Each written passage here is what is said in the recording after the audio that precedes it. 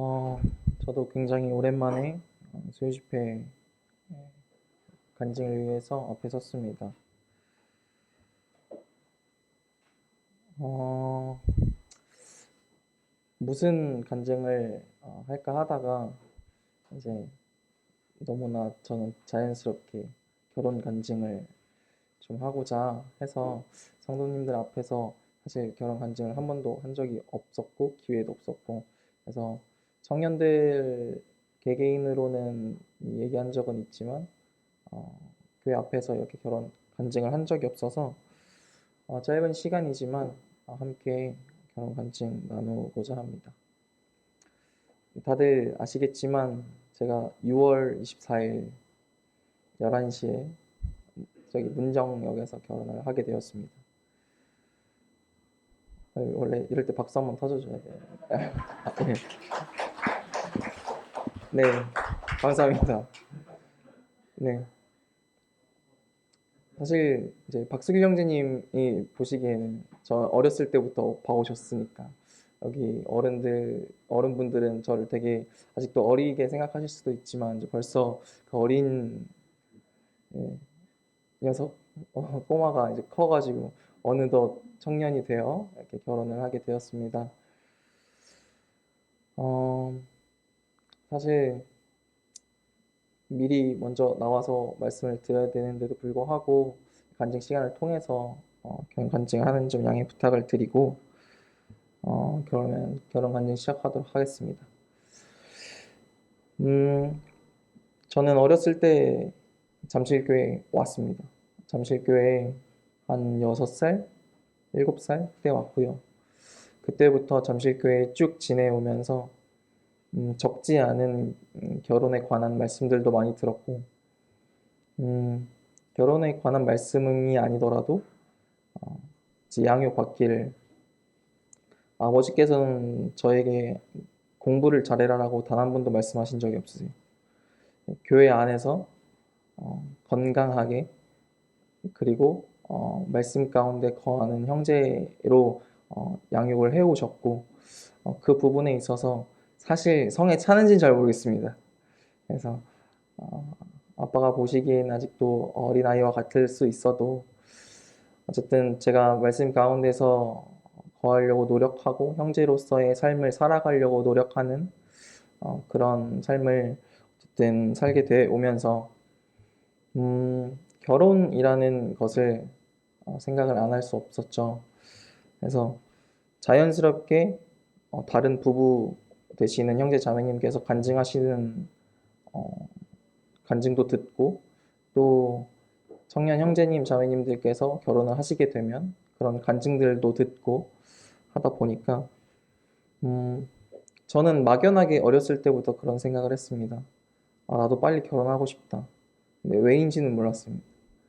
그저 결혼이 빨리 하고 싶었고, 근데 그렇다고 해서 아무나랑 하는 것도 아니고 하나님께서 정하신 때와 하나님께서 나에게 어떠한 자매님을 또 허락하실지 이런 부분 또한 염려하지 않을 수 없었습니다. 음,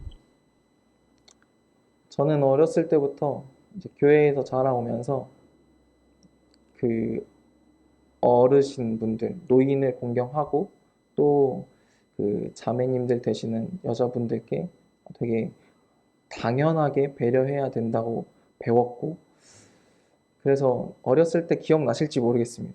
제가 형제님들, 자매님들 식사하실 때 그 쟁반에 컵 들고 물 떠서 드리고 막 이랬던 기억이 아직도 있어요.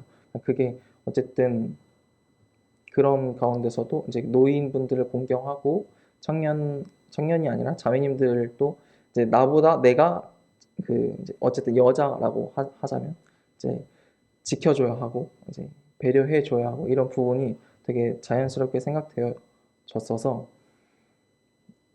그 어떤 청년 자매님은 그런 말도 했습니다. 주영아, 너 이렇게 해야 하면 다른 사람이 오해해 라는 말을 되게 여러 번 들었거든요. 그래서 그 이후에도 이제 제가 그러다 보니까 저도 제 자신이 그럴 수도 있겠다라는 생각 때문에 요즘 말로는 이제 츤데레라고 합니다. 그 일부러 그런 건 아니고요. 아, 이제 만약 요청을 했을 때, 제가 싫어, 안 해. 하지만 뒤에서는 해주고 있는 네, 그런 모습이 그 모습으로 변하게 되고 이제 그런 마음 가운데 음, 제가 다가가기보다 그러니까 다른 분들이 먼저 다가오는 거에 염려해서 그렇게 막은 경험도 있습니다. 그렇지만 지금 이제 자매님을 어쨌든 만나게 된 계기부터 해서 시간적인 순서대로 좀 말씀을 드리고자 하는데요. 좀 오래됐습니다. 처음 만난 건 자매님을 처음 본 건 2015년도고요. 2015년도 전청이었습니다.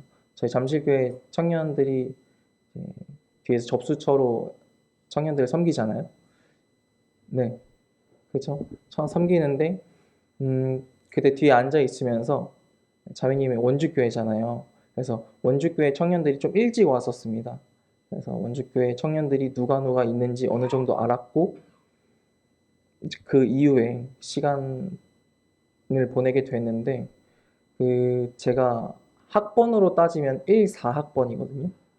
1, 4학번인데 저희 이제 교회 안에 있는 1, 4학번 형제 자매님들이 동기 모임을 가지기 위해서 모르는 친구던 모르는 나이가 같은 학번이던 그래서 저희 동기 모임의 목적은 그러했습니다.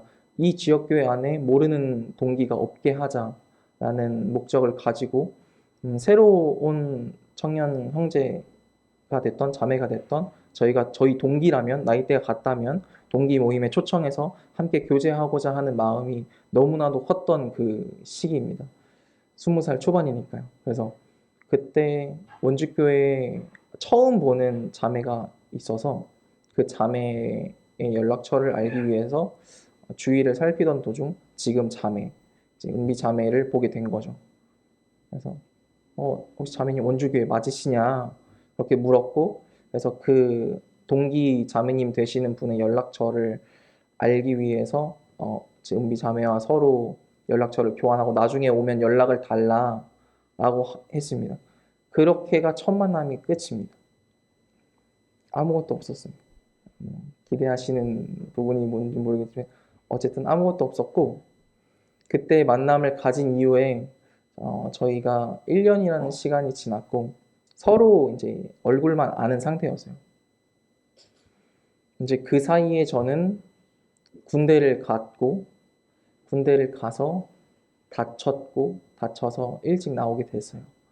일찍 나오게 됐는데 음, 그러고 나서 제가 여러 번의 수술을 했거든요. 그래서 원래도 군복무를 다시 해야 되는 상황에서 그 혹한기 훈련을 받다가 또 다쳐서 이제는 완전 전역을 해야 하는 상태였었어요. 그래서 전역을 하고 나서 이제 제 무릎에 있는 연골판을 사실 연골판이 없어도 살 수는 있거든요. 그래서 이식받기 위해서 한 5개월, 6개월 정도 기다린 시간이 있습니다. 그 시간 동안 저는 또 청년들과 함께 하기 위해서 캠프들을 다니고 그랬었죠. 그래서 제가 그러니까 주일학교를 하잖아요. 그래서 주일학생들을 데리고 생생 캠프를 갔던 경험이 여러 번 있는데 그 중에 한 번입니다. 2016년도 여름 생생 어린이 캠프인데 그때 제가 교사로 가 있었고 음, 어린이 캠프는 그 다른 지역교회, 강원도 지역교회에서 자매님들이 몇 분 섬겨 주셔서 식사를 해주세요. 그때 마침 원주교회 자매님들이셔서 은비 자매가 자매님들을 보러 이제 캠프장에 오게 되는 거죠. 그러다가 다시 마주쳤습니다. 마주쳤고 그때 아직도 기억납니다. 이제 제가 식사를 배분해 주는데 김치를 나눠준 것도 기억이 나요. 김치도 나눠주셨고 그래서 자매님 많이 드시라고. 근데 이제 한번 본 얼굴이니까 이제 그때는 저도 좀 외향적인 부분이 많아서 그랬었는데 그리고 나서 이제 자매님이 보니까 없는 거예요. 그래서 저는 예의상 인사로 자매님 들어가셨냐? 조심히 가셔라. 라는 식으로 안부차 인사를 했는데 다음날 연락이 왔어요. 네, 먼저 왔습니다. 뭐 이런 식으로 연락이 왔고 이제 그때도 아무것도 없었습니다. 아무런 그런 게 없었고요. 그저 서로에게 전하는 인사였고 그런 부분에서 아무것도 없었지만 이제 그 이후의 상황들을 제가 지금까지 이렇게 그 배경적인 설명들을 한 이유가 이제 나타나는데 제가 그 생생 캠프 이후에 바로 그 무릎을 수술해야 하는 상황이었어요. 그때 사실 그 이식 받는 수술이 사실 작은 수술은 아니잖아요. 그래서 심적으로도 그랬고 뭐 육체적으로도 그랬고 조금 그 힘든 상황 가운데서 이제 말씀을 많이 구했던 부분 중에 제가 하나님 제가 이런 상황에서도 담대할 수 있도록 도와주세요. 라고 이제 구했을 때 신명기 말씀을 그때 주셨습니다. 그때 제가 찾아오지 않고 읽어 드릴게요. 신명기 1장 15절인데 너는 기억하라. 너가 애굽 땅에서 종이 되었더니 내 하나님 여호와가 강한 손과 편팔로 거기서 너를 인도해 내었나니 라는 말씀을 저에게 보이게 하셨고 제가 어떠한 상황이어도 하나님께서는 저를 이끄신다는 그 사실 앞에 온전히 제 삶을 맡겨드릴 수 있을 것 같았고 그런 담대한 마음을 또 주셔서 그 담대한 마음으로 수술을 했습니다. 수술을 했고 이제 수술을 하면 어쨌든 회복을 하기 위해서 한 달 정도는 병원에 있습니다. 이식 받았기 때문에 좀 큰 수술이고 목발도 휠체어를 타고 다녀야 되고 그랬었는데 이제 그때가 생생 캠프 직후라고 말씀을 드렸잖아요. 근데 이제 자매님이 자매님이 제가 연락을 먼저 드렸다 그랬잖아요. 하루에 카톡을 딱 3개 했습니다. 7, 8시간에 카톡이 딱 하나가 와요. 이제 그만큼 연락이 잘 안 됐었고, 그러니까 뭐 연락을 하기 위해서 한 건 아니지만, 이제 저도 카톡을 좀 못 끊습니다.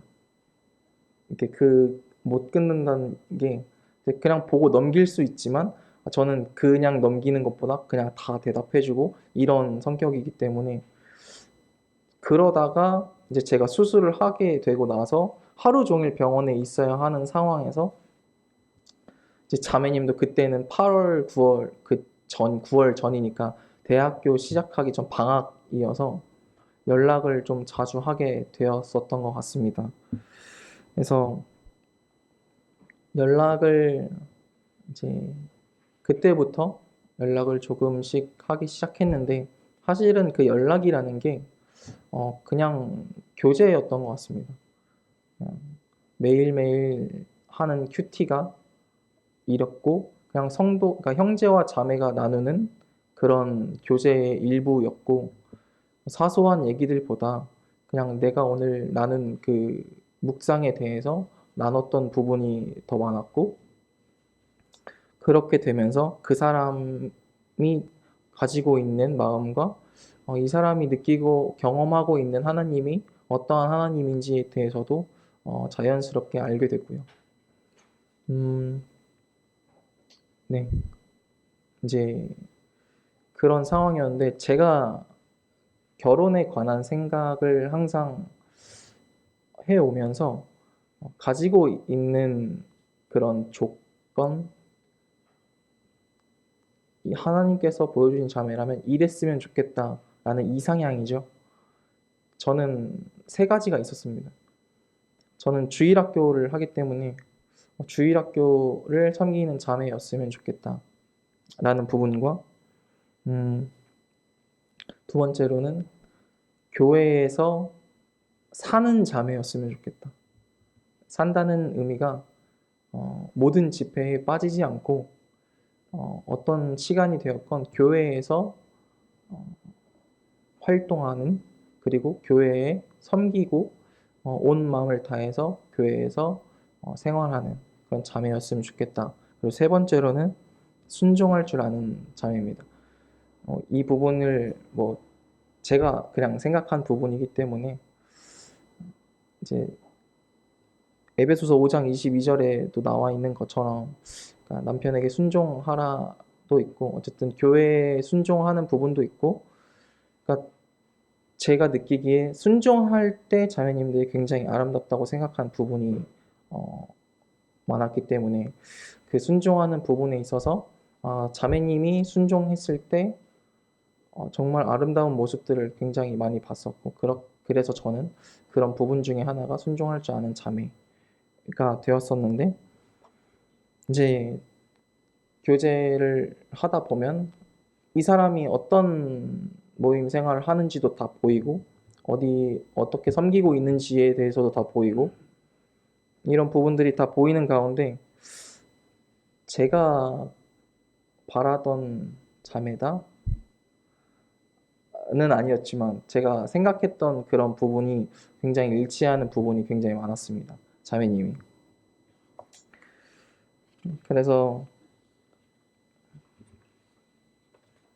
교제하다가 이제 저도 몸이 다 낫고 나서 한번 보자 해서 보게 됐는데 그때도 이제 교제를 나누다 보니 되게 교제가 잘 되었어요. 소통이 잘 되었고, 그리고 저조차도 어렸을 때부터 교회에서 살았기 때문에 그 사람이 교회에 있는 것 자체가 너무나 얼마나 귀한 것인지 알고, 또 청년들이 교회를 위해서 섬기는 부분 또한 저도 그렇기 때문에 알고 있고, 어, 그리고 또, 저는 잘 안 되지만, 장로 형제님들께 순종하고, 청년 교사 형제님들께 순종하고 하는 부분이 굉장히 아름다워 보였었던 부분인 것 같습니다. 그래서 그렇게 교제를 하다가 서로에게 이제 교제를 하는 중에 서로에게 호감이 있는 것이 느껴졌었고 그렇지만 염려하는 부분이 여러 가지가 있었습니다. 2016년도면 제가 22살이거든요. 네, 22살입니다. 여기 22살 지은이 네, 지은 자매님이 22살이시랍니다. 네. 그래서 염려하던 부분 중 가장 큰 것이 우리는 아직 어리다 였습니다. 아직 어리다였고 두 번째로 성경적인 올바른 교제를 하기 위해서 우리가 그 세상의 그 많은 유혹들을 이기고 교제를 잘할 수 있을 것인가에 대한 부분도 염려가 됐었고 그리고 어쨌든 저희가 모임 안에서 교제를 하는 것이 결혼을 전제로 교제를 해야 하잖아요. 세상적인 그 어떠한 만남보다 소중한 그 만남이기 때문에 그런 부분 가운데서도 굉장히 많은 염려를 했었고 많은 교제를 했었습니다. 그래서 저희가 그런 부분들을 가지고 그러니까 호감이 있는 건 서로가 알잖아요, 솔직히. 모릅니까? 은혜 자매님이 뒤에서 입을 막으시네요, 주차장님. 네. 그러니까 이 사람이 나에게 호감이 있다라는 걸 느끼지 않습니까? 어쨌든 긍정적인 부분이니까 느낄 수밖에 없다고 생각이 되어지는데 저희도 그러했었고 그런 부분들을 위해서 그럼 기도해보고 참 하나님께서 주신 형제고 자매라면 어떻게든 우리를 통해서 말씀을 나타내 보여주실 것이다 라는 확신이 있었고 그렇다면 우리 서로 기도해보자가 되었습니다. 그래서 기도를 하고 말씀을 보는 가운데 사실 제가 이렇게 결혼 간증을 하기 위해서 준비를 하는데 그 말씀들이 기억이 하나도 안 나더라고요. 16년도다 보니까 기억이 하나도 안 났습니다. 근데 그 중에서 하나가 기억이 났던 부분이 골로새서 함께 찾아보실까요? 골로새서 3장 12절입니다.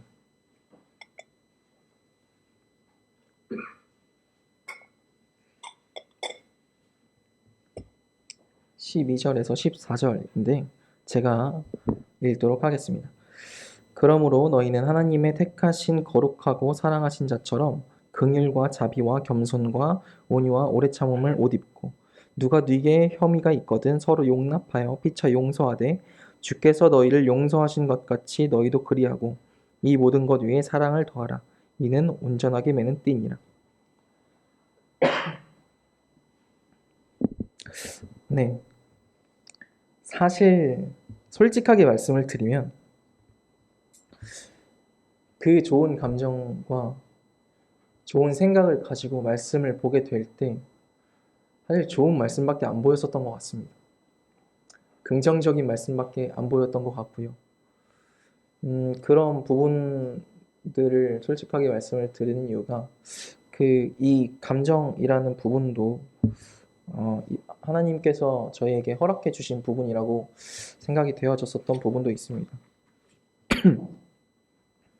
그래서 그때의 주위에 지혜를 그러니까 해보고자 교제를 요청을 많이 했었는데 그게 그 전주영 형제님과 전주현 형제님입니다. 그때 형제님들이 많이 의지가 되어 썼던 시기이고 항상 교제를 나누다 보니까 얘기를 나누는데 생각해보면 그렇습니다. 그때는 그 형들도 만나는 자매님이 없었는데 내가 누구한테 가서 교제를 요청한 거지. 살짝 이런 생각도 드는데 지금은 다둥이들 낳으셨는데 그랬습니다. 그래서 제가 사실 그때도 형들한테 교제를 청한 부분이 내가 이런 감정을 가지고 있는데 이러한 말씀들 또한 너무나 좋은 감정들로 보여지다 보니 내가 올바른 분별을 하는 것인지에 대해서 의문이 든다라는 그런 생각을 했었어요. 그리고 이런 부분 또한 그러니까 이런 부분도 교제를 했었고요. 근데 이제 그때 형들이 뭐라고 했는지 기억이 안 나요. 이제 너가 좋으면 좋은 거지 이렇게 얘기하진 않았을 거예요. 근데 이제 형들이 그러니까 감정을 최대한 억제하고 어쨌든 이성적인 그런 마음으로 말씀을 대하는 부분에 대해서 얘기했었던 것 같아요. 근데 사실은 그때 뭐 되겠습니까? 그게 잘 안 됐던 것 같고요. 그래서 저에게는 너무나 좋은 말씀들로 제 마음을 단장하게 하셨고요. 그래서 제 마음 또한 그러했지만 자매님의 마음 또한 일치했던 것 같습니다. 그래서 그러면 우리가 이제 교제를 해보자 하는데 빛 가운데서 잘 교제를 해보자 였어요. 그래서 교제를 그렇게 시작을 하게 되었습니다. 그때가 2016년도 11월 14일입니다. 네, 아까도 말씀드렸다시피 22살입니다. 22살이었고 그때는 이제 제가 군대 휴학, 그러니까 군 휴학이죠. 대학교를 다니다가 베트남에서 다니다가 군 휴학으로 2년 동안 와 있었을 때인데 군대에 원래 다녔어야 했지만 전역하고 나서 한 반년이라는 시간이 남았어서 그렇게 재활하고 알바도 했었습니다. 그때도 알바를 하고 저는 베트남을 다시 돌아갔죠. 베트남을 돌아가서 이제 3년의 시간을 베트남에서 어쨌든 보내야 하니까 이 부분 또한 염려하지 않은 게 아닙니다. 나는 베트남에 가야 한다. 괜찮냐? 괜찮대요. 진짜 괜찮냐? 괜찮대요. 이 부분은 되게 감사한 부분 중 하나인데 그랬습니다. 근데 이제 그 3년 가운데서 되게 여러 가지 일들이 있는데 저는 이 교제를 시작하면서 그 장로 형제님들께 먼저 알리는 것이 맞지만 알리지 못했습니다. 그 부분이 되게 부끄러운 부분 중 하나인데 제가 교제를 하고 나서 한 2개월인가 3개월 뒤에 엄마한테 들켰어요.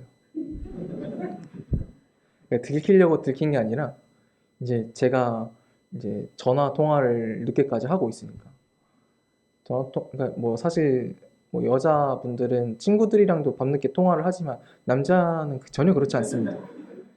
왜? 뭐야? 알겠어. 끊어. 딱 이렇게 밖에 안 하는데 밤늦게까지 통화를 하고 있으니까 이제 엄마는 눈치를 좀 채셨고 저는 엄마한테 엄마 저 나갔다 올게요. 그러면 이제 엄마는 어디 가니?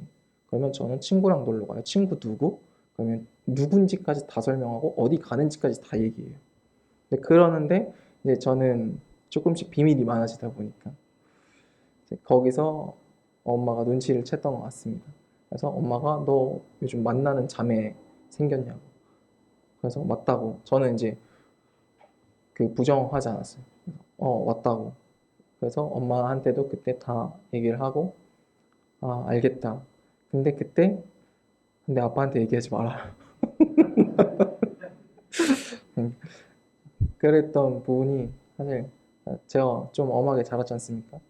그래서 이제 그런 부분이 저 눈을 못 쳐다보겠습니다. 그래서 좀 엄하게 자랐다 보니까 이런 부분에 있어서 너무나 단호하신 걸 알기 때문에 그냥 어머니께만 그냥 말씀을 드리고 넘어갔어요. 넘어갔고 한 해가 지나고 1년 뒤인지 2년 뒤인지는 모르겠습니다. 이제 아버지가 이제 또 장로 일을 맡게 되실 때예요. 그래서 가정에 거짓이 없어야 한다라는 부분에서 어머니가 엄마 얘기해야겠대요. 하셔라. 이제 그때는 좀 시간이 지나서 괜찮을 줄 알았습니다. 그래서 엄마가 아빠한테 말씀을 드리고 그다음에 근데 마침 그게 딱 한국에 가기 2주 전인가 3주 전이었어요. 그래서 바로 다음날 아빠한테 연락이 오더라고요. 전화가 왔어요. 그래 이렇다며. 네. 한국 와서 얘기해. 네. 였습니다. 그래서 한국에 와서 아빠랑 엄마랑 셋이 얘기를 오래 했습니다. 오래 했고 제가 가지고 있던 생각들과 어떻게 해서 만나게 됐는지에 대한 분별까지 다 말씀을 드렸었죠. 말씀을 드렸었는데 그럼에도 아버지는 교제하지 마라 였습니다. 교제하지 마라 였었고 근데 사실 저는 거기서 알겠습니다라고 대답이 안 나왔어요. 네. 그래서 일단은 얘기해 보겠다 였습니다. 그래서 자매와 얘기를 하는데 자매는 당연히 그래도 그건 어렵지 않겠냐라고 했고 이제 아빠는 너가 교제를 하지 말고 졸업하고 나서 한국에 돌아왔는데 그때도 이 자매다 싶으면 그때 와서 바로 결혼을 해라 였습니다. 그래서 그런 부분에 대해서도 자매와 얘기를 했지만 자매도 안 되겠다고 했었고 물론 저도 그랬습니다. 네. 그랬었는데 그 이후에 이제 제가 얘기해 보고 다시 말씀을 드리겠다고 했는데 말씀을 안 드렸어요. 그래서 이제 아빠가 한 일주일 뒤에 다시 아직도 교제하고 있냐? 라고 물어보셨을 때 아직도 하고 있다. 아빠가 왜 하지 말라고 하는데 교제하냐? 근데 그게 쉽지가 않다. 라고 말씀을 드리고 사실 그게 지금까지 된 게 아닌가. 사실 그런 생각이 있는데 어쨌든 저는 그래서 최대한 노력을 했습니다. 노력이랄까?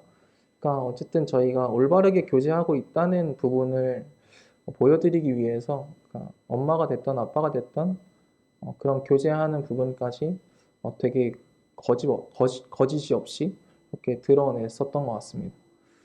그래서 아빠가 그 뒤로는 말씀이 없으셨었고 어쨌든 저는 또 베트남을 가야 했으니까요.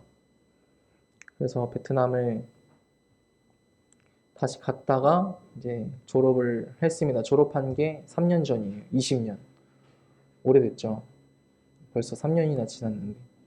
이제 그래서 저희는 졸업을 했기 때문에 바로 결혼을 하는 것이 어떻겠냐라고 생각을 했습니다. 그래서 계획을 하고 있었고, 음, 그때 부모님들께도 인사를 먼저 드리자였어서, 그때 저도 자매네 부모님을 뵈러 원주에 다녀오고, 자매도 저희 부모님을 보기 위해서 와서 한번 식사를 하고 했었습니다. 그때부터 이제 결혼을 하려고 했지만, 어, 저희가 기다리게 된 계기가 있는데, 그 언니가 있습니다. 자매가 언니가 한 명 있고 남동생이 한 명 있는데, 언니가 선을 갑자기 보더니 한 2개월 만에 결혼을 한다는 거예요. 그래서 그 상황이 저희는 사실 좋지는 않았습니다. 그러니까 저희가 결혼을 할 거라는 걸 미리 얘기를 했음에도 불구하고, 그러니까 먼저 하겠다라는 부분이 되게 우리에 대한 배려도 없고, 아니 근데 제가 저희한테 한다는 게 아니라 이미 자기네들은 준비를 하고 있어요. 그러니까 결혼 준비를. 그래서 마음이 굉장히 어려웠습니다. 그러니까 그런 부분에 있어서. 하지만 지금은 좀 많이 괜찮아졌고, 이미 그리고 결혼했습니다. 작년 12월에. 작년 12월에 결혼을 했고, 그래서 저희가 어쨌든 부모님, 그 자매네 부모님도 언니가 먼저 했으면 좋겠다라고 좀 뒤늦게 말씀을 하셔가지고, 저희도 좀 기다렸었던 것이고, 저희도 결혼을 그렇게 준비를 지금 하고, 작년 그 언니 결혼식 끝나자마자 바로 12월부터 해서 결혼 준비를 하고 있습니다. 그 결혼 준비를 하는데 사실 큰 문제는 없었던 것 같습니다. 그러니까 뭐 서로 선택하는 부분에 있어서 저는 최대한 한 번뿐인 결혼식 자매가 하고 싶은 대로 다 하게 해주자라는 생각이어서 어, 최대한 선택의 그런 책임을 자매에게 다 돌리고 있어요. 사실 저는 사실 다 상관이 없다고 얘기를 항상 하고 그렇게 하고 있는데 어쨌든 그렇게 지금까지의 그 얘기들을 좀 시간적으로 나열을 해서 말씀을 드렸는데 그 가운데서도 굉장히 뭐 어려운 부분도 있었고 아까 말씀드린 대로 결혼에 있어서도 좀 어려운 부분이 있었고 하지만 어쨌든 그 가운데서 하나님께서 저희를 지켜주셨다는 생각밖에 들지 않는 게 어쨌든 저희를 계속 말씀으로 무장하게 해주셨고 그 가운데서도 저희가 서로 사랑하는 마음을 잃지 않게 해주셨고 또 서로 배려하는 마음을 잃지 않게 해주셨고요.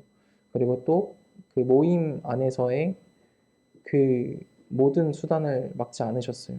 저희가 온전히 하나님을 섬기는 부분에 있어서 그 길을 온전하게 인도해 주셨다는 그런 생각이 들더라고요.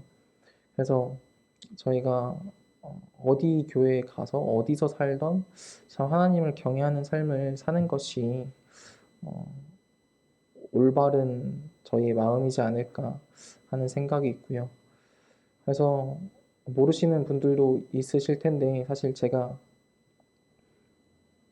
지금 29입니다. 29인데 사실 남자가 29에 가지고 있는 돈이 사실 그렇게 많지가 않아요. 그래서 집을 구하던 중에 사실 뭐 LH가 됐던 서울에서 뭐 해주는 뭐 여러 가지 제도가 있는데 그런 부분들까지 다 지원을 했는데 서울에는 되기가 정말 어렵더라고요.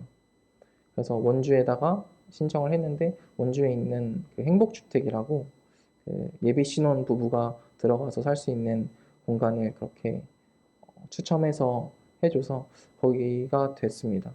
그래서 집은 원주로 결정이 났고요. 아마도 원주 교회로 가게 될 것 같습니다. 제 생각이었지만 이제 다른 분들이 원주면 가깝네, 일요일마다 왔다 갔다 해 하시는데 사실 그건 좀 어려울 것 같습니다. 좀 어려울 것 같고요. 어쨌든 제가 원주 교회로 가던 잠실 교회에 있던 저 하나님을 섬기는 일을 제가 멈추지 않을 것이기 때문에 어디에 있던지 온전히 하나님을 예배하는 그런 가정이 되기를 또 제 개인적으로 소망하고 있고요. 어쨌든 제가 가지고 있는 생각과 그런 말씀 가운데서의 그 분별이 정말 하나님께서 주신 부분이라면 그런 부분들 또한 온전히 하나님께서 이끌어 주실 거라고 생각을 합니다. 네, 시간이 좀 지났는데 제가 특송을 하고 싶어가지고 준비를 했는데 특송하고 간증 마치도록 하겠습니다.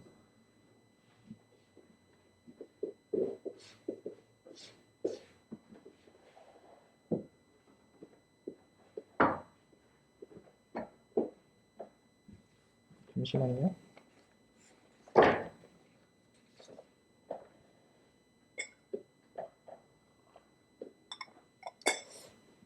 사랑은 여기 있으니 라는 찬양인데요.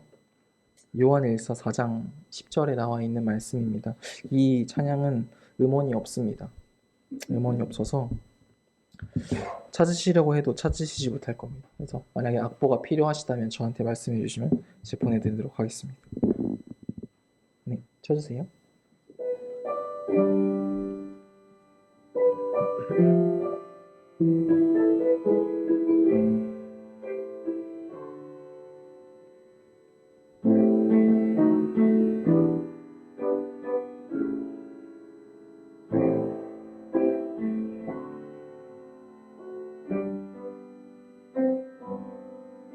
사랑은 여기 있으니 우리가 하나님을 사랑한 것 아니요 오직 하나님이 우리를 사랑하사 우리 죄를 위하여 그 아들 주셨네 그 아들 주셨네 그 사랑 주셨네 그 은혜와 그 사랑은 증량할 수 없네 계산할 수도 없네 그 은혜와 그 사랑은 화목제로 주신 그 아들의 희생 나 그 사랑 노래하리 끝없는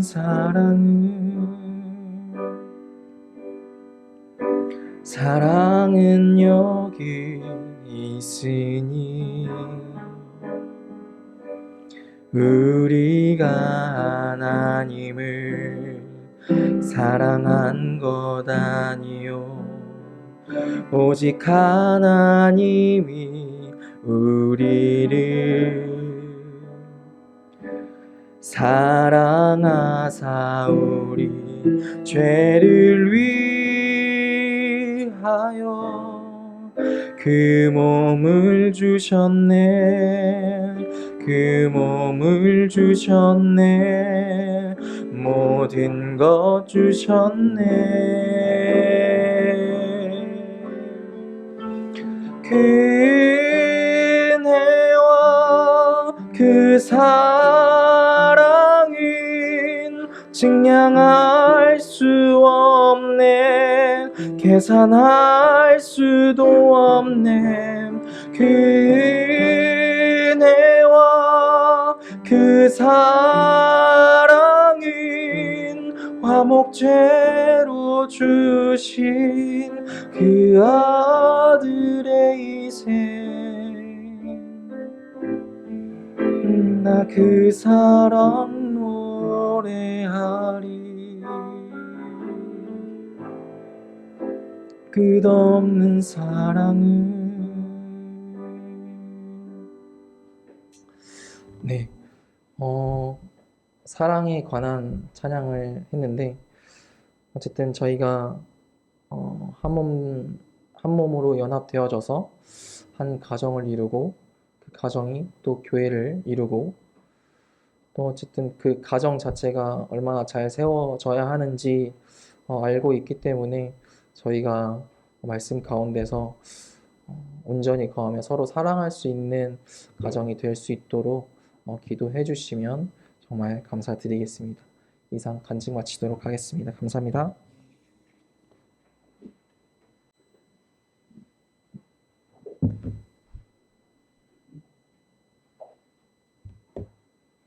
안녕하세요. 네, 우리 김주영 형제 결혼 간증 잘 들었습니다. 은비 자매가 잠실 모임에 인사하러 왔을 때 잘 보고 집에 가서 우리 막내 예린이가 뭐라고 한 줄 아세요? 왜 예쁜 자매가 주영 형제지 뭐 결혼해?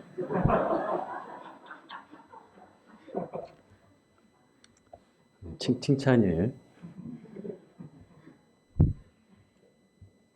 아마 우리 예린이가 볼 때는 은비 자매가 예뻐서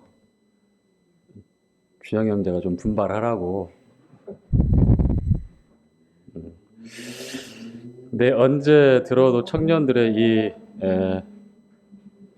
가슴 설레게 하는 이 내용들 들으면 그렇죠. 같이 다 즐거워하고 얼굴에 흐뭇한 미소를 짓게 되는데 6월 24일이죠? 네, 24일. 24일이에요. 네, 잘 준비하시고 그리고 아쉽게도 우리가 간증 들은 대로 원주에서 신혼 살림을 시작해야 될 그럴 상황이어서 그렇게 가게 될 것 같습니다. 아쉽지만 뭐 원주 가까운데 왔다 갔다 하면 좋지 않아? 뭐 저도 그 마음인데 본인들에겐 그게 만만치 않은 것 같고요. 또 서울 생활이 아시겠지만 둘이서 정말 열심히 에너지를 소비하지 않으면 하루하루 그 좀 살아가는 게 참 버거운 고단한 그런 또 서울살이가 또 있어서 한번 좀 이제 지방에서 다시 좀 잘 또 이쁘게 잘 가꾸어서 생활했으면 또 좋을 것 같아요. 우리 레위기 2장에 오늘 소재에 관한 교재를 한 15분 정도 남았는데 우리 빨리 한번 교재를 해보죠. 주영 형제 이거 물 마셨나요? 예, 예.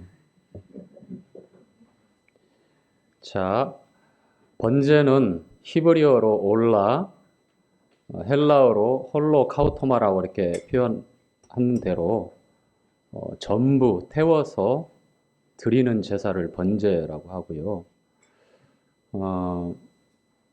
구약의 아주 대표적인 하나님께 드리는 제사의 방법이었습니다. 이 번제를 첫 번째 제사의 순서로 꼽고 이렇게 성경에서 나오고 있는 내용은 우리 주님이 하나님의 아들 우리 주님께서 이 번제로 드려진 제물처럼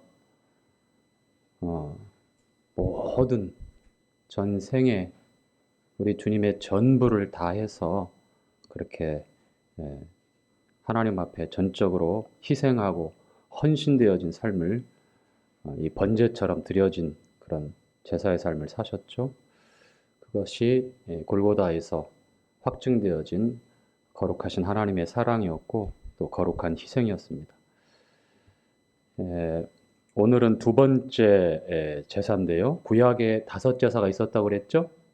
번제, 오늘 교제할 소제, 세 번째 속죄제, 화목제, 그 다음에 네 번째 속죄제, 속건제.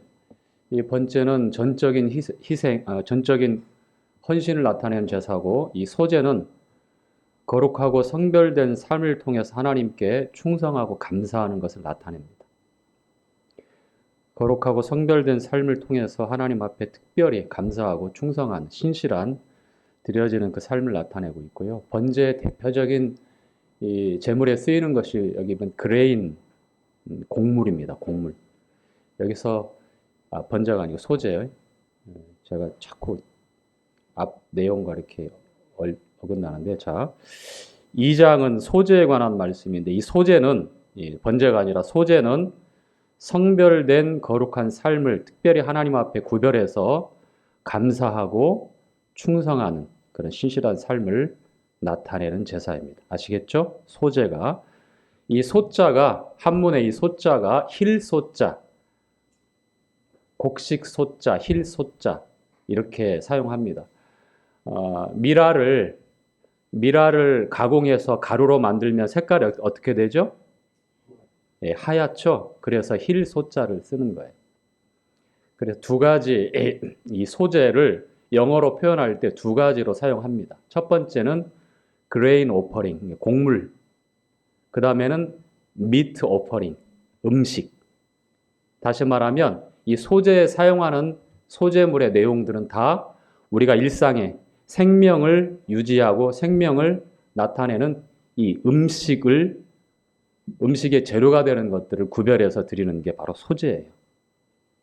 그렇죠? 예, 고운 가루, 그 다음에 감람유로 나오는데 올리브유, 거기에다가 화제로 드릴 때 유향을 같이 섞어서 드리고, 그 다음에 무교병과 무교전병을 또 드리기도 하고, 모든 소재물에 마지막에 이제 나오는 말씀에 보면 소금을 뿌리게 되어 있습니다. 소금. 이게 다 소재에 들어가는 우리 식생활에 필수적이고 그리고 우리 생명에 관계된 그런 음식에 관한 제사가 바로 소제입니다. 자, 한번 읽어갈게요, 같이. 자, 2장 1절부터 3절까지 함께 읽도록 하겠습니다.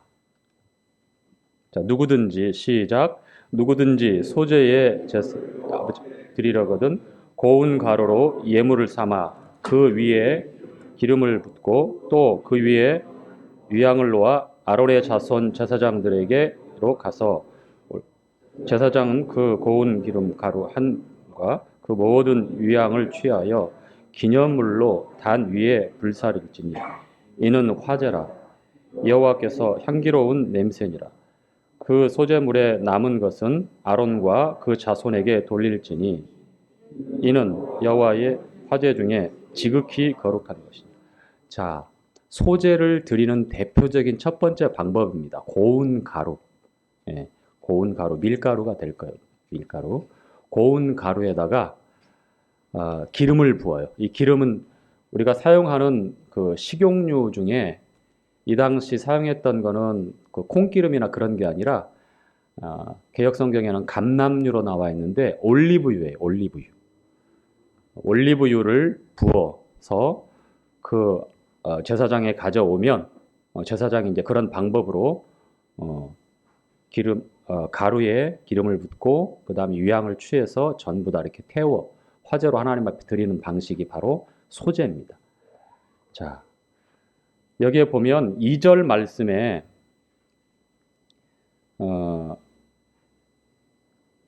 모든 5 제사의 그 중심에 이 하나님과 이 백성들 사이에서 제사를 드릴 때 그 역할을 하는 그 사람이 있죠. 누구죠? 제사장이죠. 제사장. 계속해서 제사장이 그 일들을 하게 됩니다. 이 제사장은 거룩하신 하나님 앞에 일반 우리 백성이 단번에 나갈 수 없기 때문에 누군가 대신해서 중재의 역할을 해줘야 되는데 그게 바로 제사장들의 역할이었어요. 자, 디모데 전서 2장 5절에 보니까 하나님과 사람 사이에 중보자가 계신다고 그랬죠? 곧 사람이신 그리스도 예수가 바로 우리의 중보자라고 얘기합니다. 이게 구약시대 때 제사장들이 중보를 다 했는데 바로 예수님을 증거하고 있었던 거예요. 이 땅에 오셔서 히브리서 3장에 기록한 대로 믿는 신앙 고백에 도리의 대제사장이신 예수를 깊이 생각하라, 기억하라 이렇게 말씀하고 있죠. 예, 이 제사장의 역할이 바로 우리와 하나님 사이에서 중재 역할을 하는 겁니다. 특별히 구별된 이 성직의 역할을 성직자로서 일반 우리 백성들처럼 사람들처럼 그 삶이 구별된 삶을 살았기 때문에 여느 우리 백성들처럼 똑같이 그렇게 먹고 자고 그런 생활 규범을 따라 사는 게 아니라 구별된 삶을 살았습니다. 구약시대 때 이스라엘 백성들 특히 12지파 중에 레위 세 번째 아들 레위 지파의 후손들 아들이 3명 나오죠. 게르손, 고핫, 무라리 이 자손들이 400 수십 년이 지나고 시내산에서 하나님으로부터 율법을 받으면서 그때부터 이제 아론과 그 아들 나답과 아비우, 엘레아살과 이다말리 4아들이 있었는데 아론이 첫 번째 대제사장이 되어지고 4아들이 제사장으로 같이 섬기다가 첫 번째, 두 번째 아들인 나답과 아비우가 어떻게 됐어요? 하나님께서 명하지 않은 다른 불을 사용해서 그 신성을 모독하고 하나님의 말씀을 어겼기 때문에 거룩을 회방하는 그런 일들이에요. 그래서 그 목숨을 잃게 됐고 세 번째, 네 번째 아들 엘라살과 이다말이 이 제사장 역할을 하게 되고 이제 대제사장으로서 그 역할을 아버지 아론을 이어서 하게 되는데 그 외에 게르손, 고핫, 무라리 이 자손들이 각각 맡겨진 일들이 있었어요. 율법에 따라서. 여전히 지금 이 레위기를 통해서 이 제사장들이 그와 같은 일들을 하는데 중재를 하는 거예요. 중보자 역할을 하는 겁니다. 자, 그리고 2절 끝부분 보니까 고운 기름 섞인 가루, 고운 기름 가루 한 줌과 그 모든 유향을 취하여 기념물을 삼으라고 나와 있죠. 기념물, 메모리알. 사실 이 기념물이라고 했을 때 우리가 뭔가 기억하고 의미를 부여했을 때 이런 말씀을 하게 되는데 특별히 하나님께 구별돼서 드려지는 제물 중에 화제로 드려지는 제물들이 주로 기념물이다라고 성경은 기록하고 있어요. 하나님께서 기억하신지라 사도행전 10장에 보면 백부장 누가 나오죠? 고넬료가 나오죠. 고넬료가 이스라엘 백성들에게 식민 지배를 하고 있는 로마의 백부장입니다. 그런데 하나님을 경외하는 그러한 그 믿음이 있기 때문에 이방인이지만 지금 이스라엘 백성들을 뭐 혹독하게 다스릴 수도 있고 이렇게 애정 없이 그렇게 할 수도 있겠지만 그러나 정반대로 사랑하고 또 섬기는데 그들을 위해서 구제하고 또 이스라엘 백성들에게 선한 일들을 해 회당도 지어주고 그래서 말씀에 우리가 그 기억나는 대로 보면 하나님께서 기억하신 바 되었다라고 나옵니다. 바로 이런 것들이 바로 기념물이라고 하는 거예요. 하나님 앞에 기억되는 것들. 제물 중에는 특별히 화제로 드려지는 것들이 이렇게 기념물이다라고 이렇게 성경은 말씀을 하고 있습니다.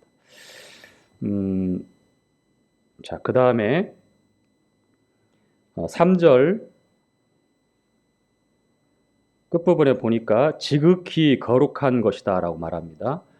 소재로 드려지고 남은 것들은 이제 제사장들이 식용으로 자기들이 먹고 사용할 수 있는 가루가 되었던 그 기름이 되었던 남은 것은 이제 제사장들의 몫으로 돌렸어요. 특별히 이제 거제라고 그래서 성경에서 하나님 앞에 드려지는 제사의 방법에서 거제와 요제, 대표적인 게 있어요. 거제는 이렇게 드는 거를 가서 거제라고 그러고, 요제는 흔드는 것을 요제라고 합니다. 주로 이제 거제의 형식으로 하나님 앞에 드려진 제물들은 거의 제사장들의 몫으로 돌아가요. 그게. 그런데 제사장들의 몫으로 돌아가는 것이 단순히 그냥 제사장들 어떤 그 생계에 도움이 되게 해서 주는 게 아니라 하나님께 구별되어 드려졌던, 바쳐졌던 것, 즉 거룩하게 구별된 것을 제사장의 몫으로 돌아가기 때문에 다른 어떤 제물보다도 하나님께 드려졌던 것을 제사장이 몫으로 받게 돼요. 그래서 지극히 거룩하다라고 이렇게 말씀을 하는 거예요. 아시겠죠? 이게 하나님 앞에 구별되어서 드려졌느냐 그렇지 않느냐에 따라서 하나님 말씀에 지극히 거룩하다라고 이렇게 표현을 덧붙여 하고 있는 것입니다. 거제를 드릴 때도 그렇고 지금 소제를 드릴 때도 그렇고 제사장의 몫으로 남는 것들, 이 소제물 중에 남는 것들은 지극히 거룩한 것이 됩니다. 그래서 그것을 제사장들이 음식을 만들어 사용할 수 있고 식용으로 사용할 수 있는 것들. 주님이 하늘로서 내려진 생명의 양식이다라고 요한복음 6장에 말씀하잖아요. 바로 그런 의미예요. 하나님 앞에서 주님이 우리의 소제물이고 또 우리에게 지극히 거룩하게 하나님께서 허락하신 생명의 양식이 되는 거예요. 이 음식은 단순히 우리가 신진대사 이 생명을 유지하기 위해서 에너지를 얻는 그런 차원이 아니라 하나님께서 우리 사람들에게 이 음식을 허락했을 때는 이 음식 이꼬로 생명 이렇게 이어지는 그러한 원리를 설명할 때가 많아요. 요즘 음식 먹는 것을 굉장히 소홀히 하는 사람들이 많아요. 그렇죠? 여름이 다가오면서 더 특히 그런 사람들이 몇 명 있는 것 같은데 음식 잘 드세요. 아시겠죠? 저도 보니까 1kg가 빠졌더라고. 왜 빠졌는지 모르겠지만 그래서 식사량을 좀 늘렸어요.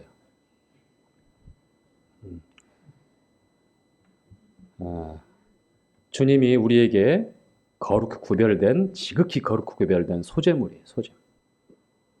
생명. 그래서 생명의 양식. 하나님께 드려진 것 중에 구별된, 하나님께 드려졌느냐 그렇지 않느냐에 따라서 그것에 성경은 지극히 거룩하다라고. 그냥 거룩하다라는 말씀에다가 수식어로 지극히라고 하는 말씀을 합니다. 이 음식을 가리켜서. 자, 그 다음에 우리 4절부터 한번 또 읽어가 볼게요. 이제 무교병과 무교전병을 만드는 건데요. 화덕에 이제 일정한 모양으로 굽게 하는데 여기에는 반드시 들어가면 안 되는 것들이 있죠. 그렇죠? 거기다가 지금 무교병, 무교전병 하니까 없을 무자거든요. 자, 한번 읽어보죠. 자, 4절부터 시작. 내가 화덕에 구운 것으로 소재의 예물을 드리려거든 고운 가루에 기름을 섞어 만든 무교병이다. 기름을 바른 무교전병을 드릴 것이요. 자, 무교병이나 무교전병은 누룩이 들어가지 않은, 발효되지 않은 밀가루로 이렇게 반죽되어져 있는 거예요. 사실 빵을 만들 때에 누룩을 넣어야 되잖아요. 그쵸? 부풀어 올라가서 식감도 좋고 진짜 빵 같은 빵을 먹는데 무교절에 여호와의 7절기 중에 6월절 다음에 무교절 같이 이어집니다. 그 다음 날부터. 이스라엘 백성들이 출애굽을 할 때 먹었던 그 빵이 바로 무교병이에요. 무교병. 발효되지 않은 것들. 급하게 먹었던 무교병. 누룩을 넣지 말아야 되고 거기에 어떤 인공 감미료를 넣지 말고 그냥 있는 그대로 순수하게 그거를 화덕에다가 굽고 또 번철에다가 또 이게 부침개 붙이는 것처럼 이렇게 달군 철을 번철이라고 하잖아요. 자, 한번 볼게요. 어떻게 하는지. 자, 어디까지 읽었죠? 5절 시작. 번철에 붙인 것으로 예물을 드리려거든 고운 가루에 누룩을 넣지 말고 기름을 섞어 조각으로 나누고 그 위에 기름을 부을지니 이는 소재니라. 계속해서 내가 소재를 드리려거든 고운 가루와 기름을 섞어 만들지니라. 너는 이것들로 만든 소재물을 여호와께로 가져다가 제사장에게 줄 것이요 제사장은 그것을 단으로 가져다가 그 소재물 중에서 기념할 것을 취하여 단 위에 불사를지니 이는 화제라. 여호와께 향기로운 냄새니라. 자, 이제 무교 전병을 통해서 또 하나님 앞에 소재를 드리는 것. 똑같이 단에서 불을 살라서 태우는데 왜 누룩을 넣지 말라고 했을까요? 왜? 누룩은요, 바리새인의 누룩, 헤롯의 누룩 주의하라고 주님께서 말씀하셨죠? 누룩은 무엇을 상징하죠? 이 죄를 상징합니다. 눈에 보일까 말까끔 작지만 그것이 마태복음 13장에 천국은 마치 여자가 가루 서말 속에 누룩을 넣어 전부 부풀게 한 것처럼 이거 별거 아니야 라고 생각하고 대수롭지 않게 생각했던 그런 뜸씨, 이 누룩이 내 안에 들어오면 내 생각, 마음, 내 삶 전체를 부패하고 오염시켜요. 나로 끝나는 것이 아니라 교회에도 똑같이 영향을 주고 교회 안에 교리적으로, 도덕적으로, 영적으로 잘못된 누룩이 들어오면 어떻게 되겠어요? 이거 별거 아니야. 그럴 수 있어. 라고 하면 삽시간에 전체적으로 다 부패한다고 하는 거예요. 그만큼 이 누룩을 넣지 말라고 했던 것은 성결한 것, 순수한 것, 그것을 강조하기 위해서. 우리 주님의 삶이 그런 거예요. 히브리서 기자도 우리 주님의 삶이 죄를 알지도 못하신 분이라고 그랬어요. 죄를 알지도 못하신 분. 죄가 뭔지를 모르는 거예요. 우리는 뭐 죄에 대해서는 다 전문가잖아요. 생각이, 마음이, 머리끝부터 발끝까지 다 부패해 있기 때문에. 주님의 일생이 이 소재물과 같은 누룩이 없는 그런 삶을 사셨던 걸 나타내고 있고요. 자, 계속해서 또 읽죠. 자, 10절이죠. 시작. 소재물에 남은 것은 아론과 그 자손에게 돌릴지니 이는 여호와의 화제 중에 지극히 거룩한 것이니라. 계속해서 11절. 무릇 너희가 여호와께 드리는 소재물에는 모두 누룩을 넣지 말지니. 자, 너희가 누룩이나 꿀을 여호와께 화제로 드려 사르지 못할지니라. 자, 꿀이 나왔네요. 이것은 달콤한 그 어떤 세속적인 즐거움과 기쁨을 나타내고 우리의 어떤 육신적인 갈망을 나타내기도 합니다. 누룩과 꿀을 넣지 말라고 하는 것은 우리 삶에 있어서 뭐 원동력이 될 수 있고 그럴 수 있지라고 우리가 뭔가 좀 합리적이고 타협하려고 하는 그런 부분들이 많이 생기는데 더도 말고 덜도 말고 있는 그대로 순결하고 깨끗하게 성결하게 하나님 말씀에서 우리에게 가르쳐준 그 말씀에 있는 내용대로 그대로 가야 되는 거예요. 헤롯의 누룩은 정치적인 사상이라고 말하면 바리새인의 누룩은 뭐예요? 종교적인 거예요. 그렇죠? 그런 것들이 들어오면 안 되고 이 꿀도 마찬가지입니다. 우리가 입을 달콤하게 하는 이 식품 첨가물 꿀이 안 들어가면 안 되잖아요. 그렇죠? 단맛이 없이 음식을 먹는다는 건 진짜 그건 고문이에요. 저도 그렇게 생각합니다. 그런데 소재물에는 절대로 들어가서는 안 되는 것들이. 자, 계속해서 읽어가겠습니다. 마지막까지 읽어가죠. 제가 시간이 조금 지났는데 마지막까지 읽도록 하겠습니다. 자, 11절 시작. 처음 익은 것으로 자, 향기로운 냄새를 위하여 단에 흘리지 말지며 내 모든 소재물에 소금을 치라. 내 하나님의 언약의 소금을 내 빼지 못할지니 내 모든 예물에 소금을 드릴지니라. 너는 첫 이삭의 소재를 여호와께 드리려거든 첫 이삭을 볶아 찌은 것으로 너희 소재를 그 위에 기름을 붓고 그 위에 유향을 더할지니 이는 소재 모든 유향을 기념물로 불사를지니 이는 여호와께 드리는 화제니라. 자, 모든 소재물에 소금을 칠하라고 나오죠. 자, 이 말씀은 왜 소금을 치라고 하냐면 언약에 관한 겁니다. 약속. 소금의 특징은 뭐냐면 변하지 않는다는 거예요. 소금 언약, 영원한 언약. 그 말씀이 이제 민수기 18장에 나와 있고 역대하 13장에 나와 있는데 민수기 18장 19절과 역대하 13장 5절에 보면 이 말씀을 보충해서 설명해서 우리가 알 수 있는 대로 영원한 언약, 변하지 않는 언약이라고 말씀해요. 성경은 약속에 관한 겁니다. 그렇죠? 구약, 신약이 올드 테스트먼트, 뉴 테스트먼트잖아요. 근데 약속 중에 이 생명을 근거로 해서 하는 게 바로 이 테스트먼트라고 하는 단어, 상속 언약. 무슨 말이죠? 유언이에요. 즉 약속을 한 사람이 생명이 끊어지면 그때부터 효력이 발생하는 것. 우리 주님께서 마태복음 26장에 내가 이 잔은 내 피로 세운 새 언약이라고 해요. 뉴 테스트먼트, 신약이란 말이에요. 올드 테스트먼트가 구약이라고 하면 뉴 테스트먼트는 신약이죠. 그렇죠? 그런데 구약의 개념에 커버넌트라고 많이 해요. 그러니까 동물의 희생의 피, 그 생명을 가지고 약속을 했다고 하면 이제 예수님의 생명, 예수님의 피로 맺어놓은 이 신약, 뉴 테스트먼트가 변개할 수 없는 이 소금 언약을 통해서 이미 증거하고 있는 거예요. 소재물에서. 소금을 치라고 했던 거. 이 약속을 근거로 해서 하나님이 우리를 선대하시고 우리에게 은혜를 베푸신다고 하실 때는 하나님께서 우리에게 약속을 하셔요. 그 약속에 대해서 우리가 믿음으로 어떻게 반응하느냐, 어떻게 하나님 앞에 나아가느냐, 이것이 우리의 신앙생활입니다. 우리가 잘하고 잘못하는 것은 그 다음에요. 하나님의 약속이 항상 먼저 전제되어져 있어야만 믿음이 성립되는 거예요. 믿음의 근거는 하나님의 약속입니다. 대개 보면 우리의 잘하고 잘못한 것이 항상 내가 먼저 가지고 가려고 해요. 결코 그래서는 안 돼요. 하나님의 약속이 어떠한가? 하나님이 아들 예수 그리스도의 피로 세운 새 언약, 그 생명을 근거로 해서 해놓은 뉴 테스트먼트, 변하지 않는 영원한 언약인 이 소금 언약을 어떻게 체결하셨는가?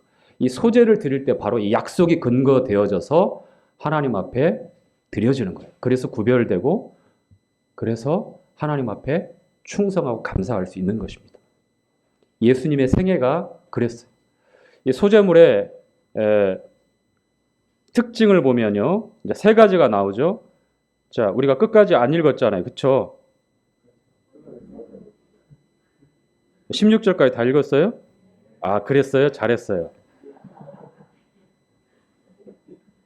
자, 첫 번째 소재물 보면 고운 가루가 있고, 두 번째가 뭐가 있죠? 기름이 있고, 그 다음에 유향이 있고, 그 다음에 들어가는 게 또 소금이 있고, 그렇죠? 소재물의 대표적인 것 가루가 있고, 무교병이 있고, 그 다음에 끝으로 소금이 있는데, 여기 유향은 마태복음의 동방 박사가 주님의 나심을 그 별을 보고 찾아와서 주님을 배웁고서 보물을 드리는데 뭐 드렸죠? 황금, 유향, 모략 이렇게 세 가지입니다. 그 중에 유향이 들어가. 소재를 드릴 때 항상 유향을 같이 소재물과 한 움큼해서 유향 전부를 다 태워요. 화제로 드릴 때에. 그러면 유향이 탈 때 어떨까요? 어떤 냄새가 날 것 같아요? 그렇죠. 향기로운 냄새. 소재물의 특징이 바로 유향이 그런 역할을 하는 건데 우리 그리스도가 하나님 앞에 향기로운 제물이 되었다라고 하는 역시 주님을 통해서 우리가 함께 하나님 앞에 드려진 소재물이라고 하는 것을 우리가 잊지 않으면 안 됩니다. 주님만 드리고 나는 아니다가 아니라 주님과 함께 주님이 하나님 앞 소재물로 드려졌던 것처럼 그리스도 안에서 나도 향기롭게 드려진다라고 하는 사실들을 우리가 기억했으면 좋겠어요. 유향은 중보하는 향기의 소재물의 아주 대표적인 그런 필수품입니다. 아시겠죠? 예, 고운 가루, 지금 처음에 가지고 있는 그 나달 그대로 그 모양 가지고는 드릴 수가 없어요. 빠개지고 깨어지고 고르게 고르게 이게 다 주님의 온전한 인격을 나타내는데 역시 우리 삶에 있어서 마찬가지인 거예요. 주님만 그런 것이 아니라 우리가 어떻게 신앙의 삶의 변화가 되어져야 되는지 고운 가루 같은 삶, 고운 가루 같은 인격. 자, 마무리하겠습니다. 16절까지 다 읽었다고 그랬죠? 예. 무교병, 무교전병, 누룩과 꿀이 들어가지 말아야 된다는 사실들, 어떤 걸 의미하는지, 그리고 소금을 다 쳐서 변하지 않는 하나님의 약속이 어떻다라고 하는 것. 이 소제물은 이 하나님께 두 번째 드렸던 이 소제는 그렇게 드려졌던 제사입니다. 주님의 흠없는 거룩한 완전한 삶을 드렸고 구별된 하나님 앞에 소제물로 드렸고 우리에게 임한 생명의 소제물이라고 하는 것들. 제사장들에게 구별돼서 돌려졌던 지극히 거룩한 그 음식으로 제사장들이 사용할 수 있었던 남은 것들이 어떻게 우리에게 주님을 통해서 있었는지 그 생명이 바로 주님의 생명이고 소제물을 통해서 하나님 앞에 성결하고 거룩하게 구별된 충성되고 감사한 주님의 삶을 통해서 역시 주님과 함께 저희도 그렇게 하나님 앞에서 드려지는 향기로운 소제의 삶이 되었으면 좋겠습니다. 마치겠습니다.